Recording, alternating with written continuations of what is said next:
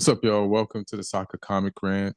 And happy Sunday. It's raining in LA and we need that. So that's a good start. It was. But we're gonna It was. but we're gonna talk football. We're gonna talk about Ange. Will Ange be still the manager of Spurs by the time this podcast ends? Hilarious. Man United wins. Was up to me? No.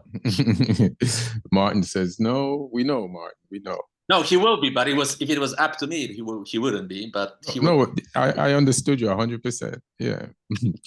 And we're gonna talk Man City with their new buys, and Alex kind of told me that Man City won the court case. So I want to hear a little bit about that. And we got Lee. Sorry, Lee, man. Hey, man. Sorry, man. That's all I could say. Southampton's. We're gonna talk about Southampton. Another week, another loss. Another week, another loss. I guess Chris is gonna join us. I don't know how long he can join us for. What's up, y'all? How we doing? What's up, fam? Good. How you doing? Everton is running. I know. This is insane. You might as well stick around and join us for the 2-game winning streak. You never know what's gonna end. It's Everton. It's Everton. Never go full Everton. So it'll end next game when we play Leicester City. Oh, that sounds familiar. Yeah. Yeah, don't sleep on them like Spurs did. No, we don't sleep on them. We sleep in general. We sleep. All right. Well, sounds like you're sleeping. So yeah, we'll get into it all. But let's start at the top of the table. Man City won. They had to throw their new players right into the fire. One of them made a mistake defensively and caused the goal. And but then they recovered. And I want to say that Mamouche, like I've seen fast players in the Premier League, but that dude looked like in his first game, like, is this for real or is this the Mudryk debut? Like, will we see this again? So I just want to know about that. But Man City, they win, but is this their form inconsistency? The recruits definitely helped him. But what did Man City do different today besides add those new players? I don't know. Like, to be honest, I think like that's the same type of performance that we've been playing for the past couple of past 4 or 5 weeks. I mean, this week we played against PSG. There was a couple of minutes, like I would say 20, 30 minutes of great football, then 20, 30, 40 minutes of horrible football that we deserved to lose. We went up to 0 in the second half. Kind of by, I wouldn't say accident, but we were fortunate to go up to 0, and then we just lost the game because our midfielders, I think they're running out of juice, to be honest. Like looking at PSG's midfielder, that guy Neves, that's like a guy that across Europe everybody wanted him. City tried getting him, but we got priced out of it. Surprisingly, City got priced out of a player. I don't believe that. And he made basically De Bruyne, Gundogan, and Bernardo look kind of like, hey, you guys, this is what happens when you have 3 midfielders playing. When you guys are like, all of you guys are over 30. And this weekend, I think Pep decided, let's go fresh. He threw like the guy you said, Omar Marmouche, kind of like like the old Julian Alvarez position, kind of like right behind Haaland with Foden, and I think like it didn't look different. Like it just looked a little more energized.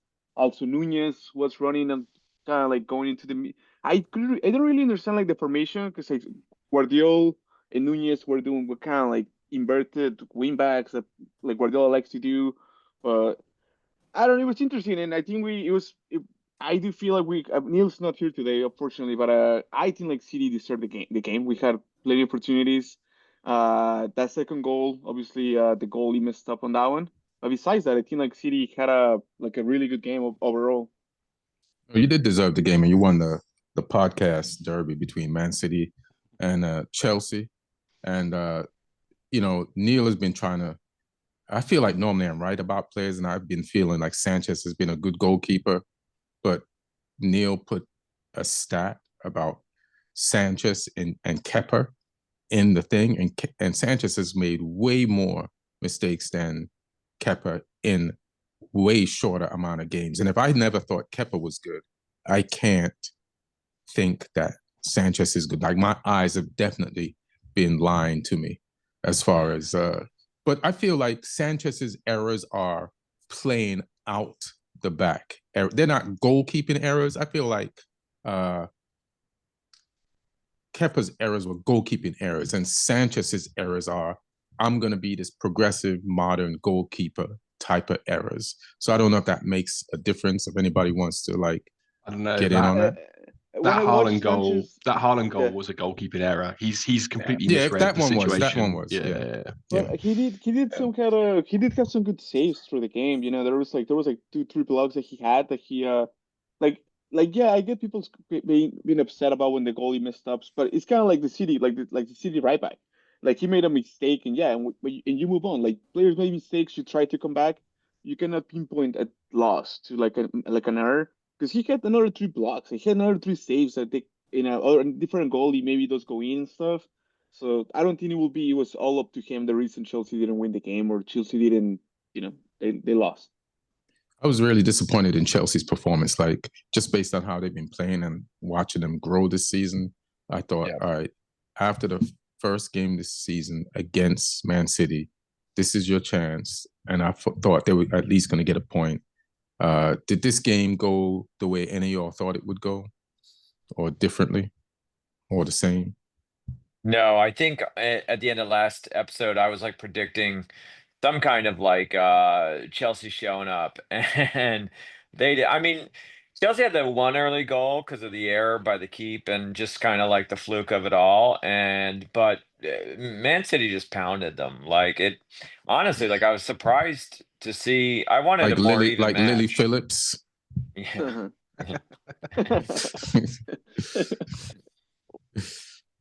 Yeah. I'll tell you a player that I'm surprised and a little. This might sound hard to believe, but I think watching Palmer, I was really disappointed in his performance, because I think he had one of the worst. I mean, every time I watch Chelsea, Palmer is just showing like quality, showing like a great he's a great player, and I think he had a bad game. And I don't know if he was just him not being in the right position, or the ball distribution, or something, or maybe Guardiola figured him out. But he played like one of the worst games that I've seen him play with Chelsea, and I don't know what it was about him specifically that day. And after the game, I saw a lot of comments from fans complaining that he was just at the end of the game laughing with Guardiola, because Guardiola loves to have little combos at the end. And people were saying like, "Oh, you cannot be doing that after your worst performance with your team, laughing like it doesn't mean anything." But yeah, I don't know what happened to Palmer in that game. Not sure about their tactics or why he went the way he went. What happened is he had a bad game, and Man City got lucky. And I would have loved him to have showed up Foden, who's been on a hot streak, and continued that hot streak this game, because I think Foden got that 3rd goal. But yeah, I guess he kind of went missing. They had an opportunity, Chelsea did, in the first half to go up to at least 2-0, maybe 3, and they didn't take it. And then after that, because that was that when he tried to square the ball to Nicholas Jackson, and he sort of sent him too far wide with the pass. Yeah. People were blaming Jackson for that, and that was all on Palmer for me. That was a bad pass. I think like that was just similar to like, it was almost like same play as Foden's goal. Foden's goal is just running with his head up, basically looking around. He's like, is Haaland next to me? It's like, nope, I'm gonna take it. I think Palmer went for it, and he's like, oh, Jackson's next to me. I'm gonna cross the ball, when I think he should have just scored himself. Yeah, but he didn't go for it. But yeah, I mean, so you guys win. Now tell me why you think you won the court case. I don't know if we won it, but I think like if a team spends, I think we're gonna get 2 more transfers. Like, I think like in the next couple of days. If you spend 250 million on Winter, and you sign a player for 10 years, and you offer him, I think he's making 300 in 10 years or something. You must have some. You must know something. Maybe you're like the Nicolas Cage in the movie where he decides to drink himself to death. It's like, whatever. Leaving Well, that's Las what I'm saying. Vegas. You might know something. You might know like either we're guilty and like we're guilty, or innocent and let's celebrate. But because like that's kind of what put us. I think like that's what I feel like that all the noise and stuff. That's the reason why during summer all the signings that were supposed to are happening now. They didn't happen because I think during summer they were just like, whoa, all these steps. Let's just lay low. And now they're just kind of like, you know what? Screw it. Just sign the players, man. Well, I think there should be a new court case, and it should be Man City suing whichever scout recommended that Uzbekistani defender to you. That's cold-blooded, man. Yeah, that's negligence. Actually, I blame Pep though for throwing him in. Like, you can't start a guy like that who doesn't speak a word of English. You can't start him in this game. Like, you can't. That's just like it's a pressure situation. It's one of the tightest games they're going to have. Like, coming up, and I'm sure there's easier games to to ease him in. Give him a couple of games in like the under 23s or under 21s, whatever it is, just to sort of ease him in, let him learn a bit of the language as well. Because, like, to be honest, most of the players on Chelsea are pretty much an under 23 team. So maybe Pepper's looking at it like that. Yeah, but I just thought it was a brutal game to start. I think like Mamouchi's been playing in the Bundesliga, and I think he speaks English pretty well. And I think it was just a better situation for him to come into than Mamouche speaks Roadrunner. He don't need to speak English. That guy just flies, I feel like defending requires more communication than attacking as well, because it's more organizational based. As you could tell by the miscommunication of that header that he thought Akanji was going to get, that Akanji was like, what the hell are you doing? And then I think Haaland, whoever pounced on that, or Jackson, made that nice pass to what's his name, Madueke. Yeah. But listen, you guys didn't spend any money in the summer, and then you fell apart right before mid-season. So I don't think you're spending money because you won the court case. You're spending money because you have to, and you had relegation form, and this is just a bad look. So you have to stop. Are you talking? You don't want to lose on both. Are you talking to me now, Ian? You don't want to lose on both fronts. You want to just at least. You don't want to take 2 L's in one season. You want to take one. So you're like, all right, at least we have some money. We can spend it legally. Our books are good. I don't think you're spending because you won. But I'm not saying you didn't win. What are you saying, Martin? No, I'm saying when you were talking about relegation form, I wasn't sure if it's my turn. You should have joined the podcast later. Yeah. If we're going in reverse order, I think I hold that. Yeah, I think Everton is Everton. Oh wait, sorry, Lee. Sorry. Yeah, don't take this away from Lee. What I mean? Don't give him something. Yeah, give him. It's all I've got. All right, this is so hilarious because we're going in order of the table. So then the next team to talk about is the number 12th or 13th team, I think, which is Manchester United, which is bananas. Like, we just skipped the whole top of the table just to get this podcast in. Yeah, just to talk about our team. Really, we need more people on the pod. We need to rename this podcast the Bottom of the Prem. Yeah. That's what we need to rename this loser soccer rant. Man, that's hilarious. Hilarious.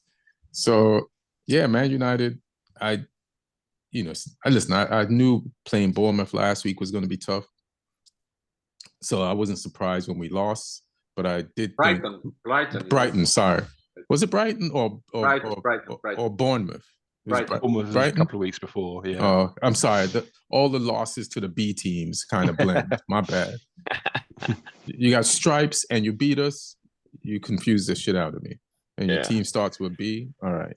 So was it Brighton last week? And I for some reason I hate Brighton. I really do. Which I think they lost to Everton this weekend. They lost to Everton yesterday, 1-0. Yeah. So then at least you'll make me feel better about that. So I felt like Fulham is up there in the table too. And we barely beat them in the first game of the season. And I was like, man, this could be 2 more L's in a row, you know? But it wasn't that. I didn't think the game was that bad. People are saying it's bad. And then we had the ball a decent amount for the road team. And I was like, this game was not that bad. But then I watched an 8-minute highlight reel of mostly, what's the name of the team we played?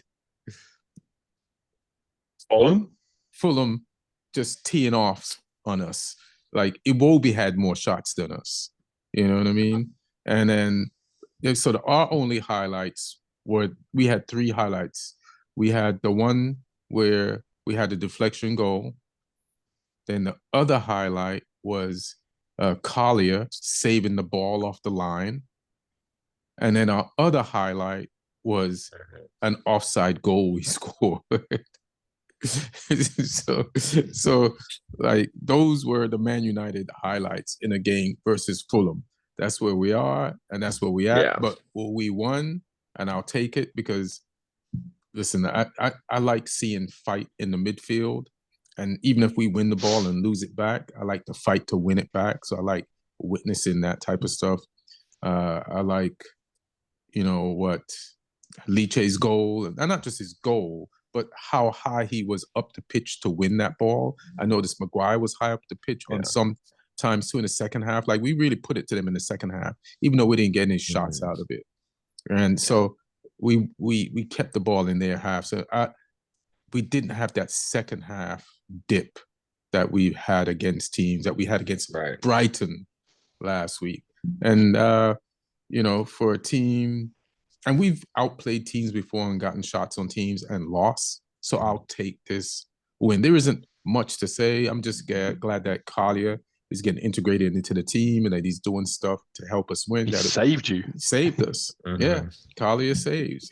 His legs, man. He got legs, bro. He got There was in the Brighton game when they brought him in, he took 3 steps and was out of their penalty box and in ours. Like, he could just effortlessly fly. So we've been needing, we lack athleticism, so it's good to take that off the bench or start with it, and you can like mix around. Like, our midfielders could be him and Ogate, him and Mainu and him, Bruno and him, Ericsson and him. We won midweek in versus Rangers, and Bruno dug us out of that. So listen, man, we need as many. We only have 29 points in 23 games. It's embarrassing. That shit is low, Boo-hoo. I mean, and yet still, we are the second highest team in the table on this pod today. That's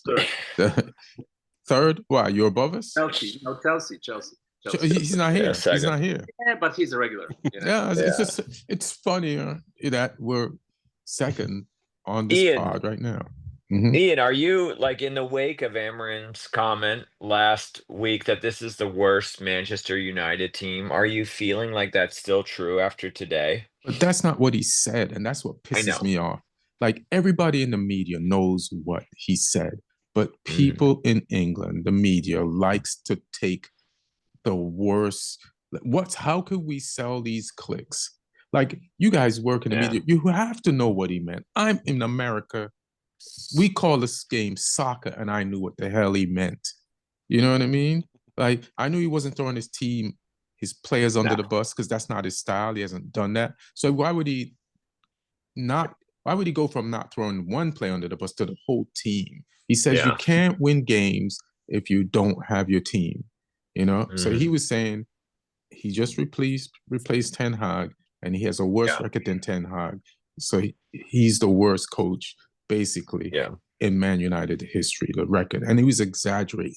He's trying to take the heat off the players because he knows they got to go again. And for everybody to just ignore that just reminds me of when, and we'll get to that, because there's some similarities with Ten Hag and what's going on now with Ange at Spurs. But like, I know he didn't mean that, and they know, but that's what they're just going to say from now and forever. And it is what it is. They rewrote it. Yeah, it gets the clicks. Yeah. Yeah. Yeah. And when he came back and like tried to clarify, he took the blame of it, but they still ignore his clarification. They say he walked it back as opposed to we misunderstood on purpose. Mm-hmm. Yeah. Any more Man United questions? Go ahead.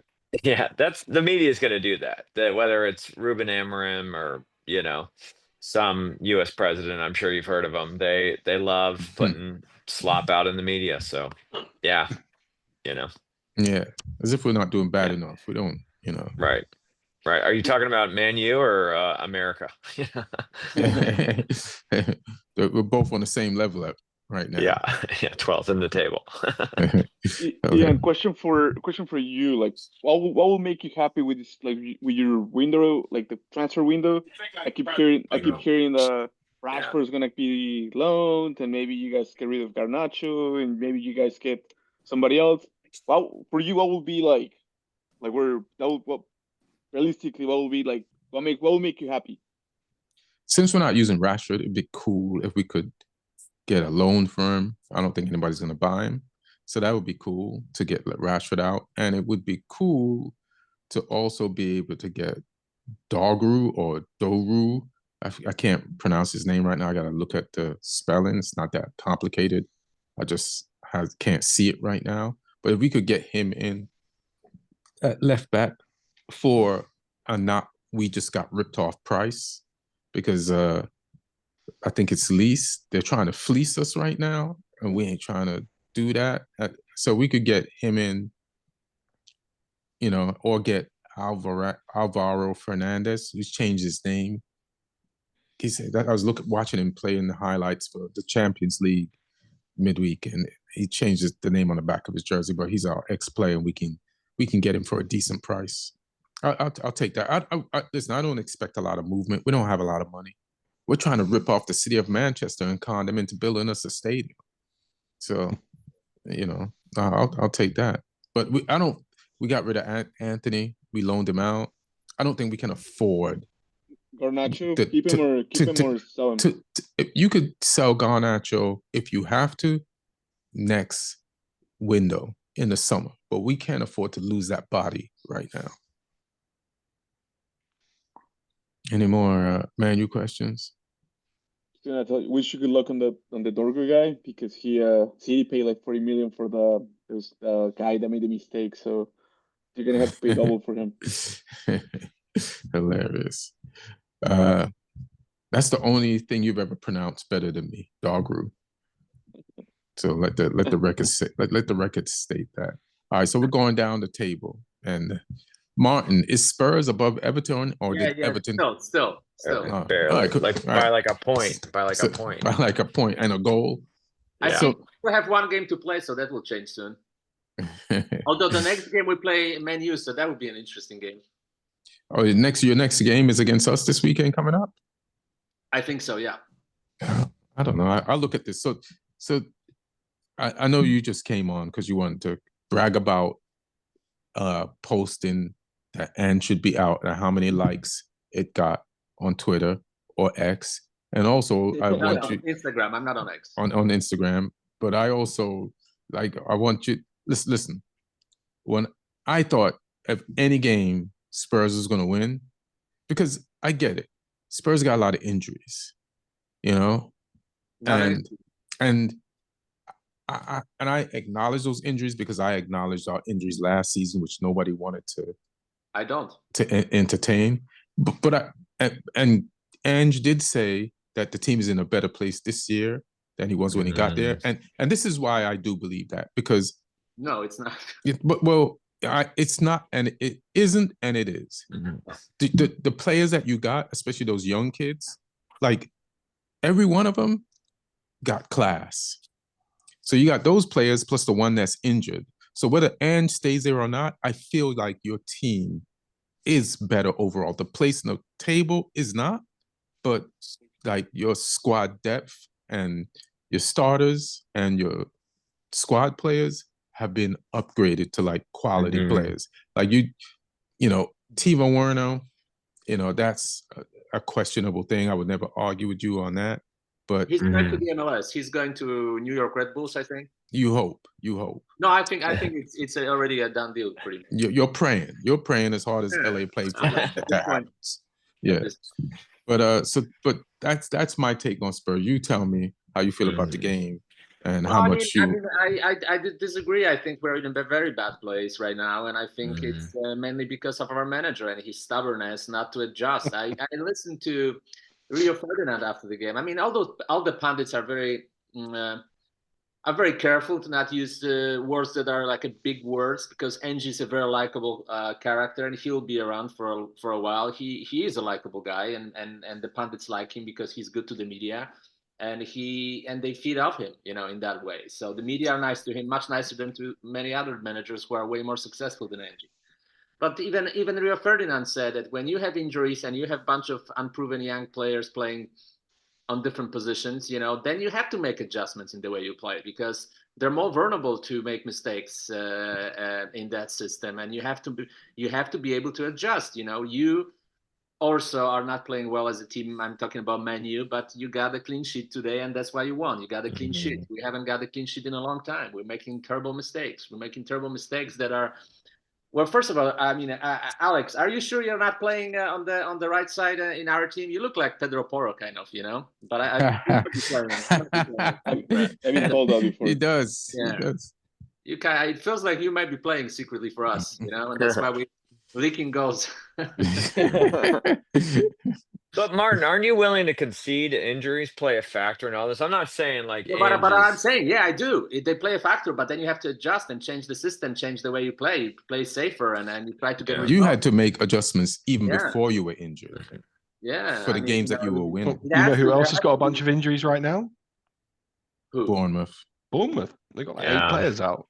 True. Yeah, and they're balling. I mean, they're really, really, really good. They had playing better football than they did under Eddie Howe, and they kind of some players. I'll tell you, by the way, because I can only be here for 10 more minutes. This story that I actually remembered about. It's an interesting story about Bournemouth. So back in the times when I was still in the soccer world, I think in 2001 or 2002, I went to Barcelona. Playboy sent me to do interview with Patrick Kluivert. And I did an interview with Patrick Kluivert, who was extremely nice. They didn't even tell him that I'm coming, and he wasn't aware. And I caught him, after the game, and he was like, okay, I'll come, I'll come, and we did talk, and he was super nice. And then I ran into him on my way back to Poland at the airport, and he was carrying his child, like a very little kid, like a baby, And he told me, that's my son. And then 20 years later, I ran into him at LAFC, or like 19 years later.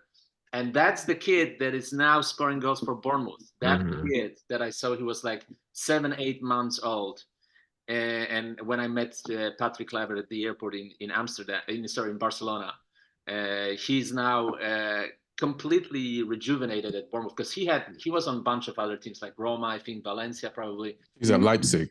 That's cool. Yeah, and he played in Ajax for a couple of years. He's balling for Bournemouth. It's really fantastic.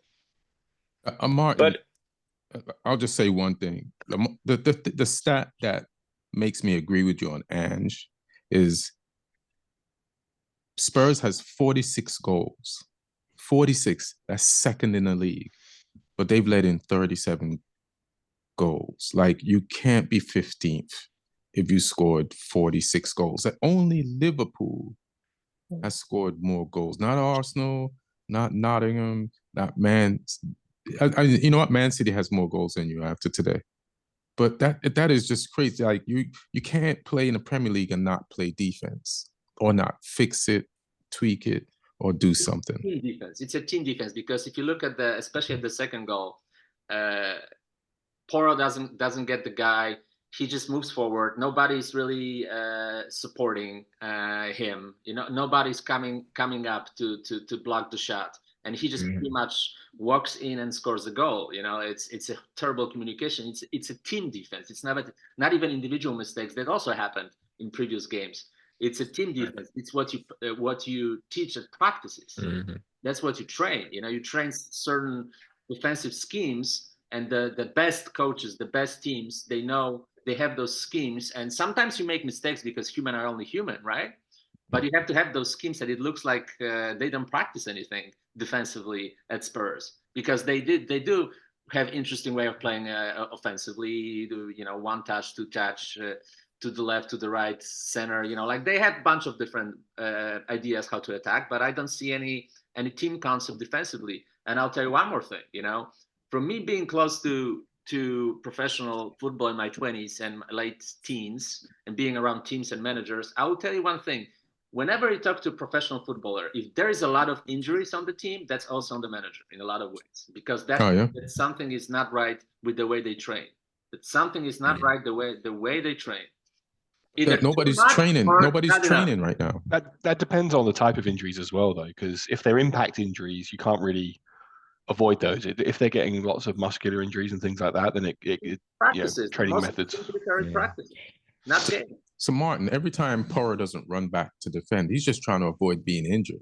He wants to be available for your team, and you're mad at him. That's Alex. That's not Porro. I don't run back. Ian can tell you. Ian can tell you. Alex doesn't run back to only attack, man. So wait, real quick, Martin, are you saying Ange out and Sean Dyche in? Yeah, you know what? Actually, I do. Yes. Just to save us for this year. Give him like a short-term contract. Short-term to the end of the season. Yeah, if you don't want to score goals and you just want to stay in the Prem, Sean Dyche is your man. Well, they're in a relegation battle now. That's where they are. So they need a relegation battle manager. Yeah. Hilarious. You look to Leicester at home, that's what it is. I could see Sean Dyche at Spurs going, "Hey guys, stop scoring. What the hell is wrong with y'all? What is with these shots on goal? Are you trying to get us out of this league?" Listen, I'll take a clean sheet for the start. I'll take a clean sheet. Yeah. I'm still fully Angian. I read actually something like saying like the Spurs are the most entertaining team to watch. No, like forget about supporting them. You're gonna see goals. Nice football, but it's the most entertaining because there's goals all the time happening. Yeah. So I mean, man. I think though, like it doesn't matter what happens at Spurs. I said this in our chat earlier that like you can change the manager, you can change players. It's Tottenham. It's ingrained in the culture there. I don't know what will change it, if it will ever be fixed, but you get rid of Ange, you get someone else in. I think same problems carry on. Yeah, there's a lot of blame on the owner today. And also like Spurs have had Conte. Spurs have had Mourinho. Yeah. They had pragmatic managers. All the fans were bitching that the football wasn't good to watch. So it's like, what do you want? I feel like entitled for no reason. No, why? Pochettino did a good job, I think. Conte did, for the first year, he did a very good job. Mourinho in the first was an anomaly. Nuno didn't kind of work out. That's a regret, that kind of didn't work out. Maybe they fired him too soon. Maybe they did. You didn't even want Nuno. I didn't want Nuno. No, I did not. I wanted someone like Conte, and we did get Conte, and he did well at the beginning. But yeah, I mean, Levy is cheap. I know, he's cheap. You had Nuno, and then you wanted successful Nuno, and then you fired them both.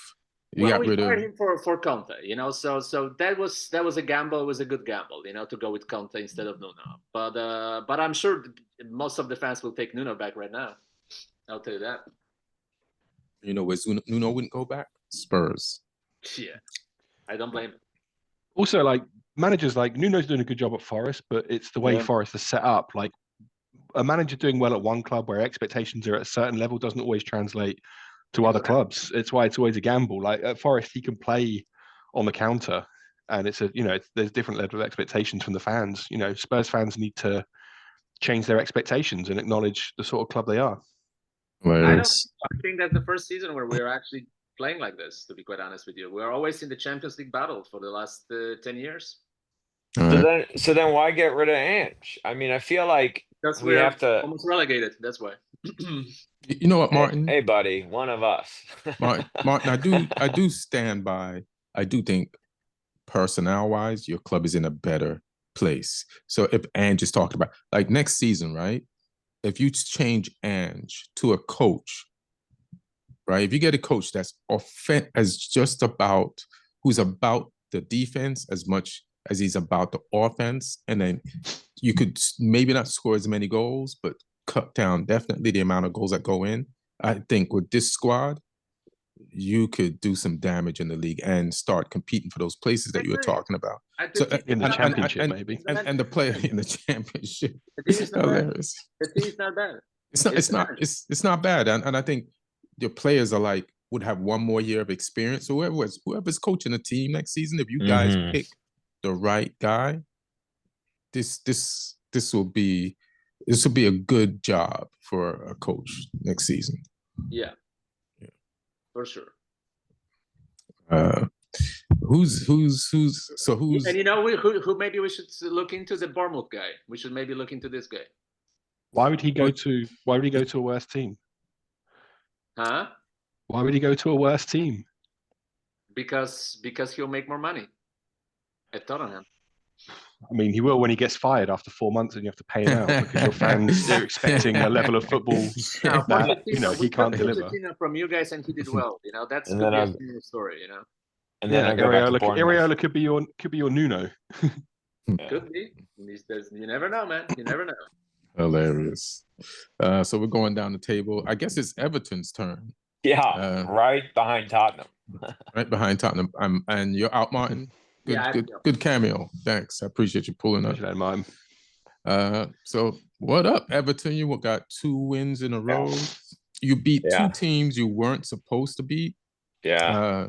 So that's pretty impressive. Who were they again? Last week we beat Tottenham. Notice how Martin has already left. We beat Tottenham 3-2. 2 of our goals and home goal by them. So that's how Everton wins. That's how we score goals. And then we beat Brighton yesterday with a penalty kick, which I don't love, but I will take it. So I don't. You love it. I think it was a penalty. It was a penalty. I just don't love PKs for the sport in general. I mean, I get that they have to happen, but like when you see a team wins any game by a goal and it's a PK decider, it's less artistry and creativity and just more I don't know, methodical. You're talking to a guy whose team just won by deflection today. So I don't know what you're talking about. I'll take a penalty, I'll take a deflection, I'll take an own goal. Anything at this point. I did love Njai celebrating and winding up the Brighton fans as well. Yeah, it was great. He did the seagull flap, Yeah. So Everton have won 2 in a row. So I don't recognize this team. I don't recognize this franchise. Like I'm not even sure like if this is my team. Like is this must be the other Liverpool club, but no, we've won 2 in a row. You're gonna have some people in the comments not liking you using the word franchise. About British sports. That's true. That's a very very American term. Then you should say it. Franchise is a slur in football here. Okay. Yeah, they are putting a McDonald's in the new Everton stadium. No, I'm kidding. They're not. It'll be I have been to a stadium with a McDonald's in it. Oh, really? Yeah, Slavia Prague Stadium in Czech Republic. Weirdly enough. Okay. Yeah. Hilarious. So, we've won 2 in a row. They're calling David Moyes the Moyesiah. We've already picked up something like 7 points since he has joined us. So, grateful for that. I don't know. We were at like 16 about 10 days ago, and now we're at about 23. So, it's good. It's good. We'll take it. You guys playing Liverpool this week or next week? I think midweek. Our next game, it's midweek. It's a reschedule. But next week. Got it. Yeah, next week we play Leicester City, which actually after their win today against Tottenham, I think will actually be a good match. What is he doing different over there? Like, what's your playing style? What's the difference? Where do I start, Ian? Shooting the ball at the goal. passing, maintaining possession, not fucking punting like it's the NFL, you know? Yeah. So yeah, it's been refreshing to watch like football again instead of like just giving away the ball and just waiting for the other team to screw up, Yeah. So Yeah, I yeah. hope this doesn't wear off. I hope Everton keeps climbing the table and gets to That'd be nice. To a safe place. That'll be nice, Yeah, I do want to say, because I actually got to hop off here too. I'm in a green room at a show. I do want to say, like, this is weird. I don't know what this is like as an Everton Calm fan. down. Like, It's only 2 games, guy. I think you're getting carried away. You only won 2 games. You could lose the next 3. Oh, yeah. And then you'll know exactly what to say. Yeah. Okay, yeah. I just meant like we've got like a competent owner, like we've won 2 games in a row, we've restructured our debt. Like this feels very very un-Everton. So I'm starting to settle into the sadness. That's good. That's a good feeling because Everton was in like I'm like, how are they going to get out of this type of trouble at the beginning of the season or for the last year or so? It's like most clubs would like, what is that thing that happened to Derby and a few of those clubs? What's that term? Administration. They go into administration. Yeah, like you. Yeah, I've been there with my lot. Oh damn! Really? Dang. That's when we went all the way down to League One. We were in the Championship and we ended up getting down to League One, and we started our first season in League One with a points deduction. Things were bad. Wow. Yeah, I mean, Everton was there. Everton was gonna get if the sale didn't go to a competent owner, we were gonna face all of it. So there's some special terms on the sale. Yeah. I mean, the freaking group are really smart. They had entered themselves into it, and then they said that they didn't like the deal because of the debt, which apparently they did with Roma as well. I didn't know that. So they walked away. So when they walked away, I was devastated. But apparently it's a ploy to just get a lower valuation on the club, not the franchise, Lee, the club. And they got a lower valuation, and then they entered back into it. They bought the club at a 98% shareholder stake, and then they were able to they have good credit, unlike Moshiri, so they restructured the debt with JP Morgan Chase, and it's obviously low interest. So they refied the debt. Yeah. From what percentage down to what percentage? Some god awful. Think payday loan down to like early odds mortgage. Still forever. It'll be paying. Yeah. But so, is it longer than Haaland's contract that Man City will be paying Haaland? Is that how long they're going to be paying on that debt? Yeah. Everton will be in debt longer than Haaland. Than Man City to Haaland. Yeah. So that was pretty good. I'm glad you guys. I got a jet. All right. Ian, appreciate you. Alex, Lee, peace, y'all. All right, fam. Thanks for joining, man. Appreciate you. Toffees. Bye, y'all. And Lee saved the worst to last. Oh, yeah. At the bottom of the bottom. Then after that, we could talk about Arsenal a little bit in the fantasy league. But yeah, man. So who did you lose to this weekend? Newcastle this week. Shit, that was impossible. But you did go up 1-0. So tell me about that, how it felt. And I mean, Bednarek scored for 1-0. I wasn't at the game. I was at home. So I was about to go into town for some shows, but my brother was at the game, and we went 1-0 up. And I just texted him and said, "How long do you think it will last?" And we were both in agreement, not long. And I think it didn't take too long. And the penalty decision by VAR was a bit questionable for their first goal, but overall they deserved to win the game because we just didn't defend well for the others.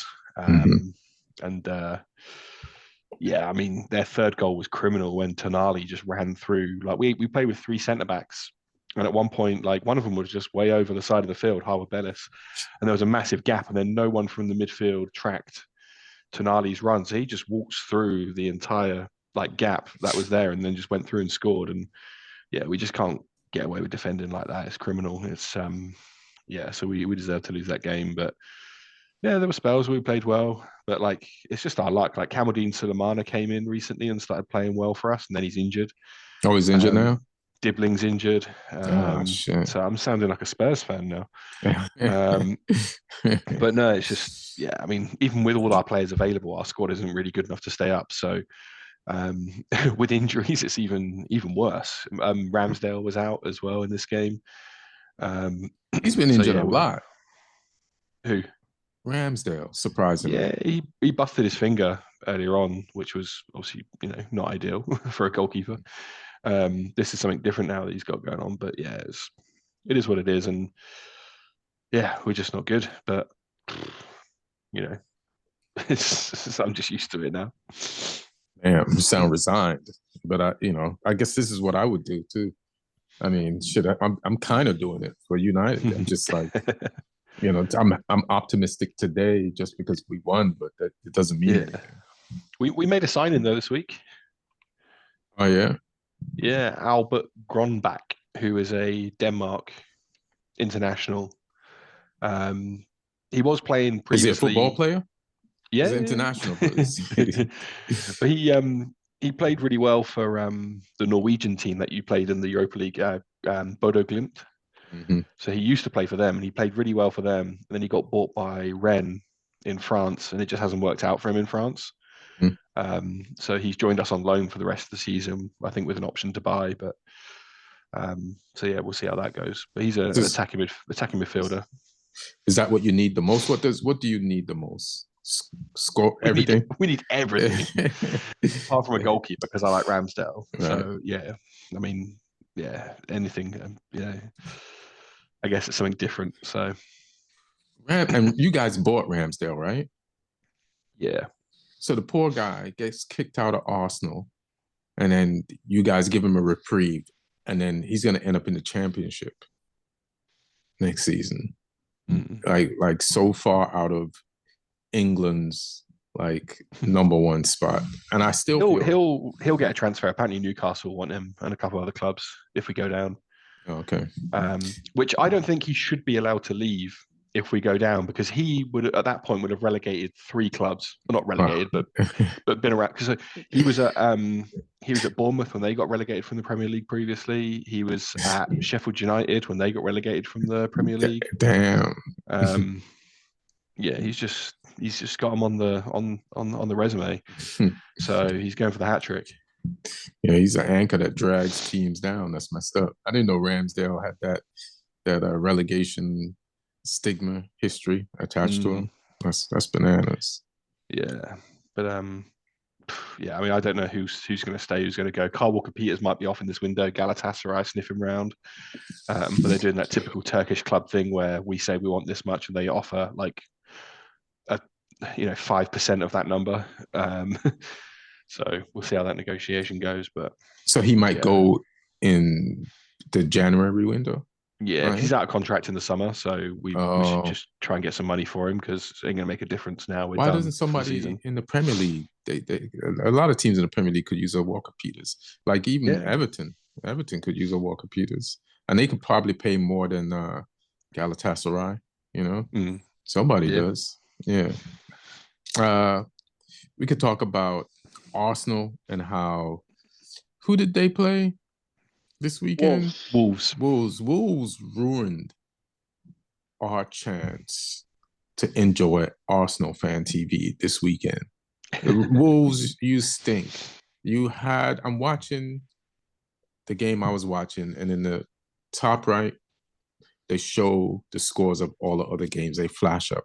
And then when I see Arsenal is down a man versus Wolves, I'm like, yes, they might not lose this game, but they're definitely going to draw. And if they draw, those Arsenal fan TV fans are going to flip. Get to the 70-something minute, and then I see Wolves is down a man. So now they got 10. I said, Arsenal's going to win this game. And of course, they do win the game. And this fun ruined. What do you guys think about the red card from Arsenal? That one, that shouldn't have been a red. It's Miles Lewis Skelly. Trip, not a red. Plus, there was Arsenal players in the vicinity, in the zip code, on the same street. I'm confused about that. Yeah, I think the only how the only is thing that guy that he's like a young guy, right? Like a young player. Like yeah, he's 17. like 18. Yeah, Yeah. I think like definitely like obviously like that's not a red card, but he did go like kind of hard. Like I think like a more clever, more experienced player gets away because you still block the players, same intention, same idea, but you don't go with cleats up to basically like a part of the leg where And look, you don't want to give anything to the ref ever, you know. if there's anyone who knows about the art of tactical fouls, it'll be a Man City fan.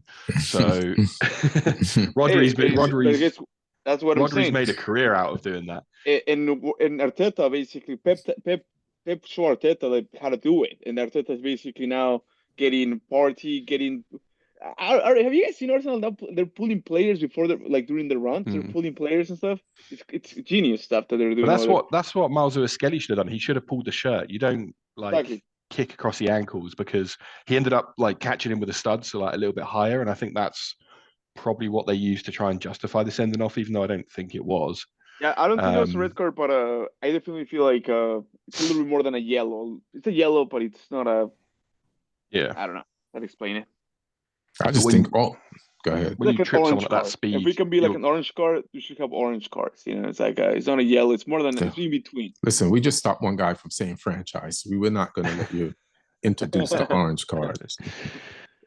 No, if you kick someone and it goes a little bit higher and they're running at that speed, like there's some refs that might go for that, like the one that was there did. So like I say, you got to be more clever. You got to go for a shirt pull. You got to go for something a bit more subtle. Nobody's on this ref side. Nobody. Like just the analyst or any ex-player or pundit that's just watching that play is saying like that's not. It's got to be yellow in my opinion. Yeah, it's a yellow. I feel like he followed the Pep rules that were handed down to Arteta to the T, but that ref blew the call, and that was not. But if you're gonna send a man off, Wolves, do something. Like Gomez, like what are you doing? Like Gomez he kicked away the ball. Yeah, that's he kicked the ball away, which is dumb, and just stand in front of it. And then what was the other? The other one should have been probably a straight red from what I can remember. The other one, it was similar. It's the second one. Like his second yellow was almost similar to the Arsenal player, but just not as high. But it still could have been a red as well. If you're calling one a red, the other one probably is a red as well. I know. Trying to look at these games. Liverpool smashed Ipswich. Yeah, Ipswich has taken 2 back-to-back, like backhand slaps from top teams in the table, like just couldn't do anything to stop it. So I wonder if there's the thing that makes you go down is when your psyche tells you we're not good at this. And are we seeing this? Because before that, Ipswich has had some valiant losses that are encouraging, but these 2 last results are 100% discouraging. Like, are they gonna plummet from here? Because I don't think they're that bad of a team, but these losses. No, they're not. I feel like I like the way they play. Yeah. Well, I like the way they played in the past. Exactly. Well, I like the way they play against City. I'm happy they play like that.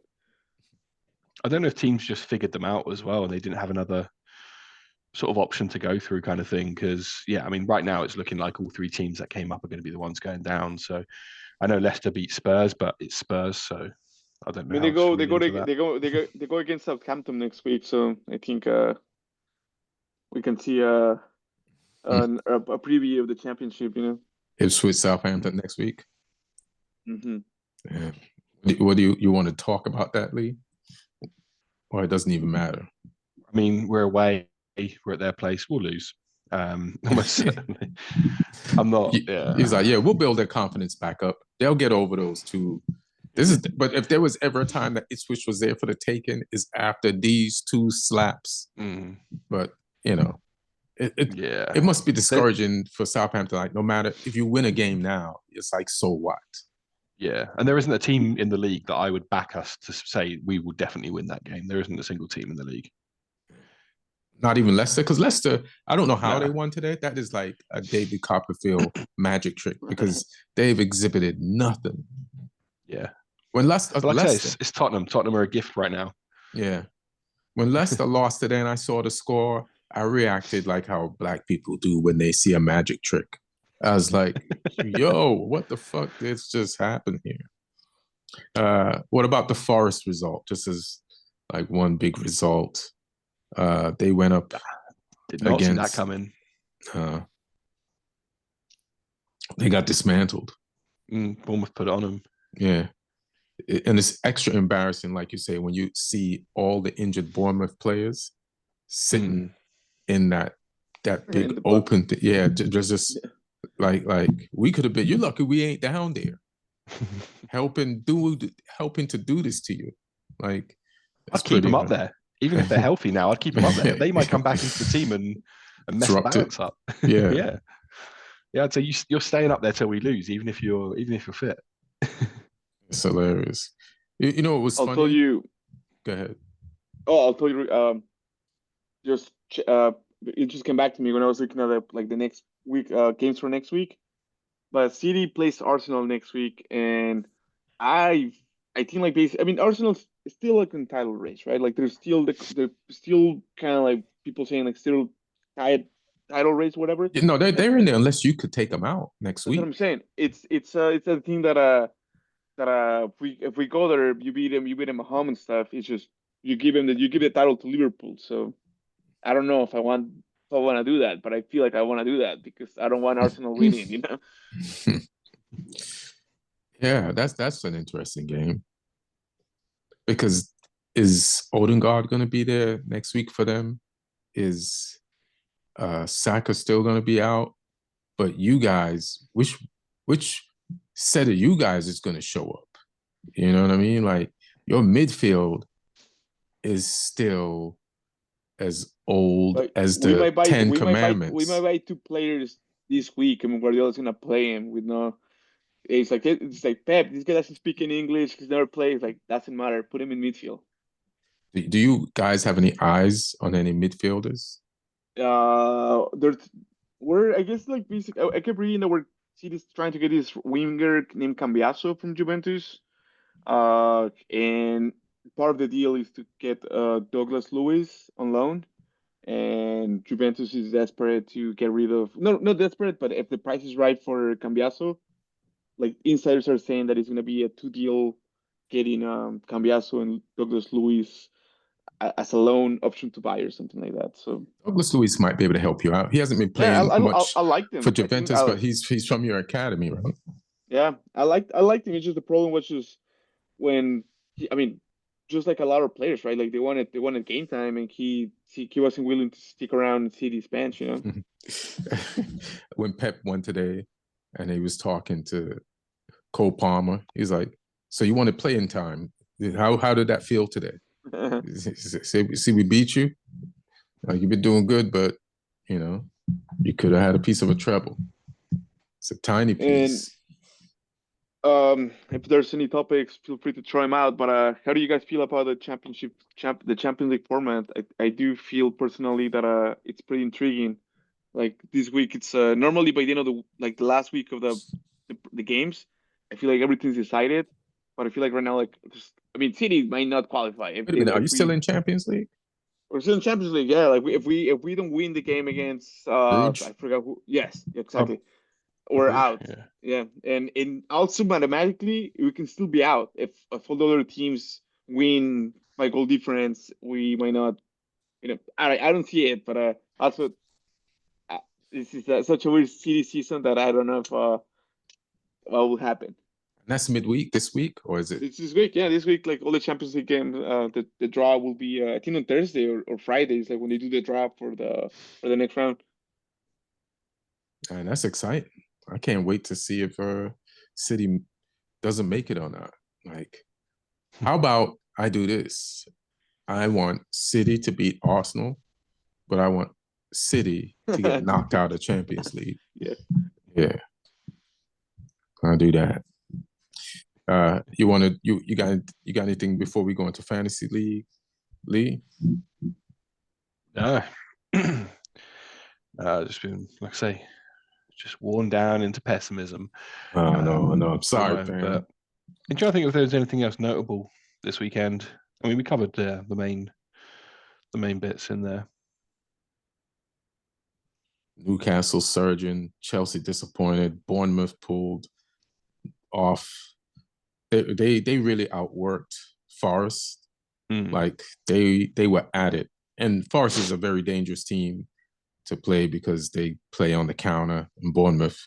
But Bournemouth always got back, always won the ball, always shoved it down their throats, and just were intense and athletic and accurate.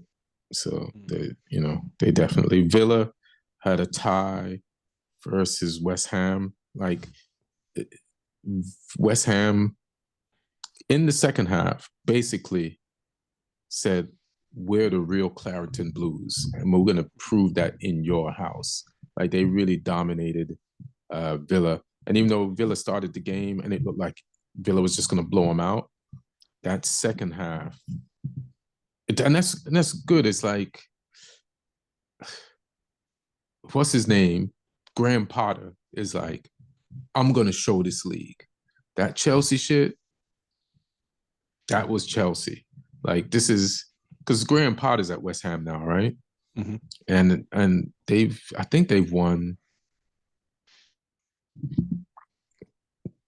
2 of the 3 games. Their first game was it the Carabao Cup or FA Cup versus Aston Villa. So it's not so since Graham Potter's got there, this is the second time I think he's faced Aston Villa, but he lost the first time, and then he won this time.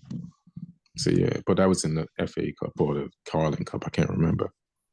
But yeah, good start for Potter.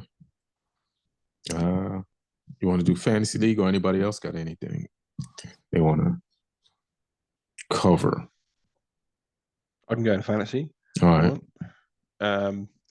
I've gained on Martin again this week, which is, I'm reeling him in slowly but surely. We're getting there. But yeah, so Martin got 51 points this week. I got 64. Yeah. So yeah, so I'm getting him. But yeah, I made the wrong cap. Me and Martin both made the wrong captain decision. We both went Salah when we should have gone Isak. We both had Isak, but Salah still got some points. I had Semenyo for Bournemouth, who got me a goal. I had Hudson, who plays at the back for Bournemouth. He got me a clean sheet. I had Gabriel for Arsenal, who got me a clean sheet. So I did pretty well this week. Up the top, it's still the same top 3. Ahmad Zekri, number 1. Brian Avina, number 2. Joey Duda, number 3. So yeah, people are just up there. I mean, I'm trying to see if anyone put Clivert in. None of the top guys put Clivert in. So people are sleeping on him, even though he's racking up points right now. Is he cheap still? Or is his price go up? Ish. I don't think he's crazy priced, like compared to like Salah and Palmer and people like that. Yeah, it's interesting. But somebody should get Mamouche. Yeah, I don't know what. I haven't looked at his price yet, so it was. Let me have a look right now. See if I can. Yeah, Marmouche is gonna be.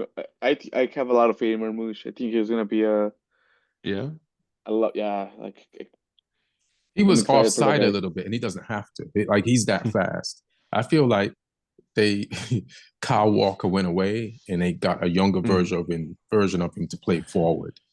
He's 7 million in fantasy football, which is the same price as Darwin Núñez. Oh shit!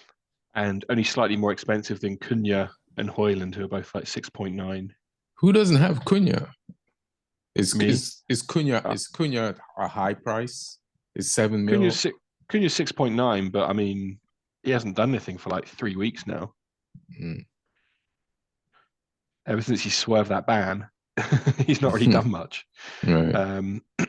So he's playing like he's still banned. Yeah, I haven't. Yeah, I didn't put him in. So yeah, I've been toying around with my team. So yeah, I didn't really get any joy out of Chris Wood this week because obviously Forest just flopped. What place is Martin and what place are you in the table? Oh, we're tight now. I think I'm 21st up from. Oh no, I stayed where I was. Oh no, I think I was 22nd last week. I came up. Martin's 18th. I'm 21st, but there ain't many points in between us now.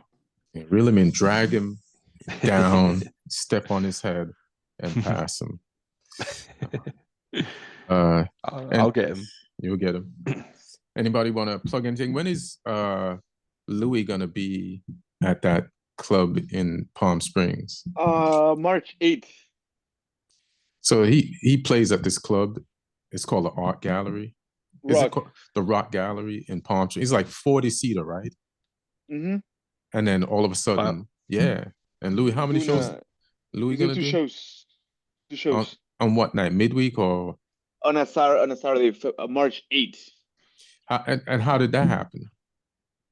He said that he watched the soccer podcast and heard you were coming, and he's like, if Ian Edwards is doing it, it must be a good place. Hilarious. So what really happened? He hit us up saying, hey, I'd like to inquire about performing in this venue, and we thought it was a prank. It's like somebody's pranking us, like who's this? What is this about? And so we just kept following him up and stuff. The owner kept following him up the conversation, and then it's like, okay, let's make it official. And once he added on his website that he was performing at the Rock Gallery, they're like, all right, like this is actually happening. So it is happening now, And it got to be all sold out by now. Yeah, it's sold out in 8 minutes. In 8 minutes. Mm-hmm. Damn, Jesus Christ! Yeah. I mean, even for a 40-seater, still, that's pretty dope. Well, yeah, like you got announced a week before that it happened. So as soon as it got announced, we just made like a list of like an Eventbrite list. If you want the tickets, follow the page so you can be notified when the tickets get released. And just they went in 8 minutes for both shows. So Louis doesn't know that all comics bought the tickets and will be in the audience, students and audience for the show. He's like, what's wrong with this crowd? It's like I remember a few years ago. This is pre-COVID. Rory Scovel came to London and he played like a small 80-seater room, and I would say like 2/3 of that audience were comics. Hilarious. How did the show go? It was great. It was great. All right. Yeah. You know what? He's offbeat enough and he's kind of, what's the word? He doesn't do comedy in the way it's normally done. So it's entertaining for even comics. It's a treat. Yeah. Yeah, he's very in the room, isn't he? Because there's not that much like scripted material kind of thing. Right. So the show got announced as he's doing this with different clubs, or he's not really performing like a regular set. It's just titled as working out material. So yeah, I'm sure there's people gonna still complain. He looked at his book. He wasn't like, how do you think you got tickets to see Louis in a 40-seater? You're like, you're like, he's working out, yo.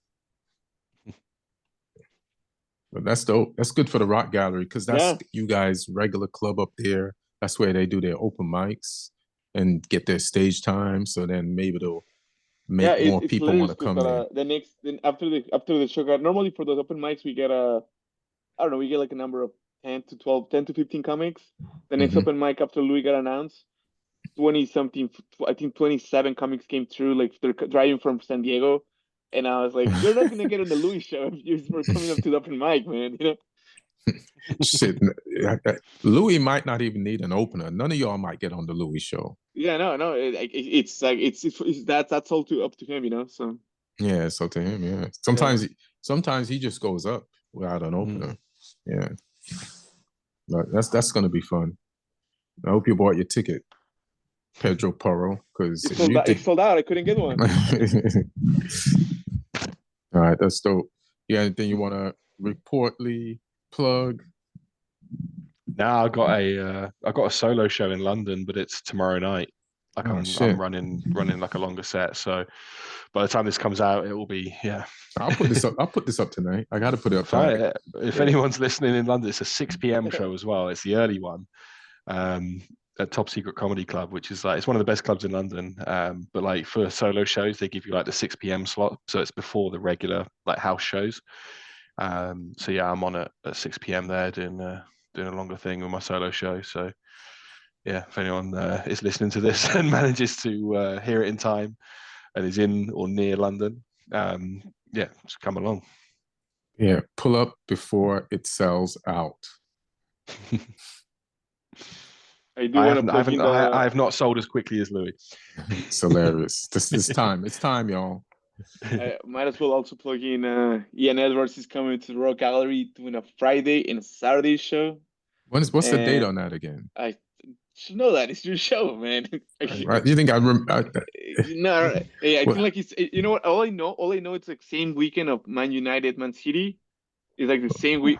What month? What month? Give me a April. month. April. Oh, okay. Yeah, I got the first weekend of April. First weekend of April.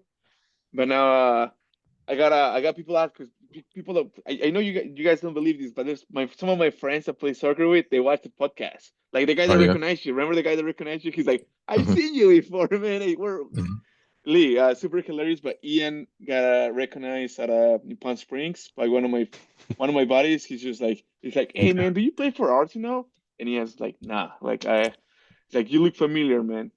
But anyway, we're trying to plan like a watch party, like so get people to watch the Man City and United. Nice. I think we play at 9 a.m. So if you're up for it. Yeah, I'm always up. I don't sleep on Saturdays and Sundays at all. Ian's used to those Premier League time difference hours. Yeah. I was weirded out this weekend. Like, why is the match starting at 6 a.m.? Why is the match starting at 7 a.m.? Like that's what threw me. So where's the 4:30 a.m. match at? Like, that shit was yeah. All right, guys. Thanks for contributing again. You're dope. Show was fun. Have a good week. We'll talk next weekend. Everybody watching and listening. We appreciate you watching and listening. Leave some comments on YouTube. Subscribe if you haven't. And yeah, we love you. Be good. Be safe out there. One.